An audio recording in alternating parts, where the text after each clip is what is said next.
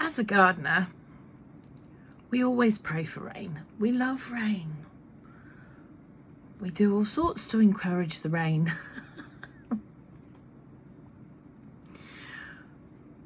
And then there's St Swithin. Now, if you haven't heard of St Swithin, there's a tradition here in the UK.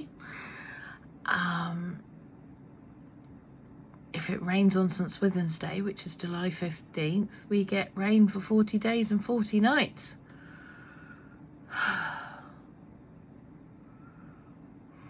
Well, we had 10 days of rain before the 15th of July, and then it rained on the 15th of July. It didn't just rain, it just...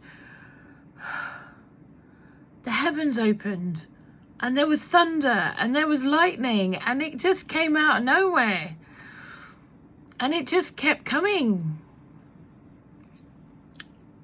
And it's still raining. It's still raining. I'm thinking, I don't know about having an ark or a little piece of land somewhere. I'm thinking of building an ark. Because, you know, it's like, it's 4 o'clock in the morning while I write this. And I've been up since 1-ish.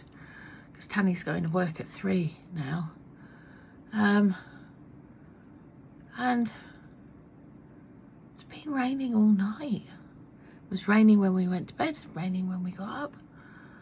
I really, really, really need to get out in the garden. I need to get to the greenhouse. There's so much rain that the greenhouse is watering itself. We don't need to water the greenhouse. It's doing it itself. The water's coming through. I'd like to see a little bit of summer.